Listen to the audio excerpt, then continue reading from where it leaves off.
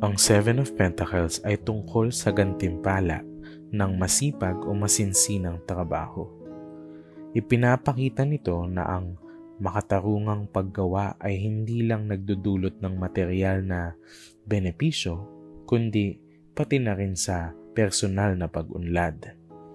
Ito yung moment na maaari mong balikan ang mga nagawa mo at magalak sa mga na-accomplish mo. Ang mga bagay na ito ay maaaring napakalaki, isang proyektong matagal mong pinagtuunan ng pansin at matagal mong trinabaho, o pwede naman na isang maliit na bagay lang, isang maliit na tagumpay, kumbaga. So, ipinapakita ng baraha na anuman ang naitayo mo, malaki or maliit, kasama na ang bonds or relationships na nabuo mo at talagang inalagaan mo, na yung mga relationships mo with people, lahat ito ay umabot na sa punto na kaya na nitong magbunga at kaya na nitong magpatuloy kahit wala ka ng active participation. So, maaari ka nang mag-relax at mag-reflect sa mga na-achieve mo. So, in a way, nagbunga na yung efforts mo. Pwede ka nang mag-let go ng konti at panonoorin mo kung paano mag-flourish yung inalagaan mong trabaho. Pwede itong ihambing sa pagtatanim, kumbaga. Kaya ganito yung kwento or imahe na pinapakita ni Rider-Waite. Merong isang lalaki na meron siyang pala or shovel. Tapos tinitingnan niya yung halaman na tinanim niya or sinaka niya para i-appreciate yung mga bunga nito. 'Di ba? Parang mayroong bunga na Seven of Pentacles. So, yun ang kwentong pinapakita ng Seven of Pentacles kay Rider-Waite at yun ang gusto niyang sabihin. Pwede mo nang i-appreciate yung fruits of your labor, kumbaga. Kasi yung efforts mo, whether maliit na bagay or malaki na proyekto na napakatagal mong nilakad at nilaban, ay nagbubunga na at kaya na niyang lumago nang hindi ka ganon nagtitiis at sobrang dedicated mo. Meron na siyang sariling buhay, a life of its own, na magbubunga na siya because of all the hard work you put into it.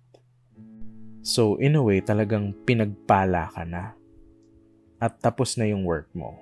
That's not to say na wala ka na talagang gagawin. It's just to give you the space and to give you the time and reward to appreciate the fruits of your labor. So, kung ikukumpara natin yung story sa The Rider-Waite Tarot tsaka dun sa The Naked Heart Tarot, makikita natin na halos parehas lang talaga yung symbolism na ginagamit. Merong nakahiwalay na pentacles. Yung isa dito kay Rider-Waite is nasa paanan ng lalaki. Kumbaga yun yung pentacles na tinanim niya tapos umusbong at lumago. Dito naman sa The Naked Heart Tarot, merong pentacles na nakatanim or nasa mga ugat ng puno. Tapos siya mismo yung binhi na tumubo at lumago para maging puno na nagbunga nung mga pentacles na nasa mga branches ng puno. So, pinapakita niya talaga na kung ano yung tinanim mo ay nagbunga na siya. So, you reap what you sow, diba? So, yun ang gustong sabihin ng baraha na ito. Pagdating naman sa paggamit ng playing cards, kasi pwede din actually manghula gamit ang playing cards, ang equivalent ng pentacles ay ang suit ng diamonds. Kaya yung Seven of Pentacles mo sa tarot ay equivalent sa Seven of Diamonds ng mga playing cards. So itong baraha na ito ay galing sa illuminated playing cards at yun talaga yung katumbas niya, Diamond at Pentacles. Ngayon, ang 7 kasi ay nagpapakita ng likas na pag-usbong ng mga bagay, kung saan ang mga dating pagpapagod ay nagkaroon na ng tangible results, kumbaga may physical na resulta. Pinapakita nito na may halaga ang lahat ng pinaghihirapan mo, maliit man o malaki. Pinapakita at binibigyan tayo ng advice ng Seven of Pentacles na kailangan nating matutunang tanggapin na yung mga ininvest natin ay naghantong na sa isang magandang pag-usbong na bagay. So kaya you reap what you sow kasi nagbunga na yung fruits of our labor. And yung sinasabi ng Seven of Pentacles is patuloy lang. Even if nagbunga na yung efforts mo, there will always be more work to be done para in the future, mas madami pang lalago from your hard work. Ngayon, kapag baliktad naman ang Seven of Pentacles, syempre, reverse na yung meaning niya. Nagpapakita na ito ng pagkadismaya o pagkabigo sa trabaho. Lalo na kung ito ay parang walang silbi o stagnant na. So yung work na pinagtutuunan mo ng pansin, na binibigyan mo ng lahat ng effort mo and dedication mo, parang walang nangyayari. Stagnant na siya. Tapos, parang walang silbi yung mga ginagawa mo. Parang dito sa The Naked Heart Tarot, di ba? Kung titingnan natin, merong symmetry yung puno. Kapag nakabaliktad na siya, parang yung mga branches niya, yun na yung mga ugat. Tapos yung mga ugat, yun na yung mga branches niya. Tapos, wala na siyang dahon, parang barren na siya. Hindi na tumubo, wala na siyang bunga. So parang ang pinapakita ng baraha is ang dami-dami mong ininvest. Ang dami mong tinanim na hard work at effort. Yung mga pentacles, di ba? Parang tinanim mo sila lahat. Tapos, isa lang yung binunga niya. Kumbaga, wala kang napala. Parang walang silbi yung lahat ng ginawa mo, lahat ng tinanim mo or ininvest mo. Kasi, parang nabigo ka din. Nawalan din ng silbi. So, in reverse kasi, yung Seven of Pentacles ay maaaring magpahiwatig ng pakiramdam na nahihirapan ka sa isang trabaho o sitwasyon na hindi nagbibigay ng kahulugan o pag-unlad.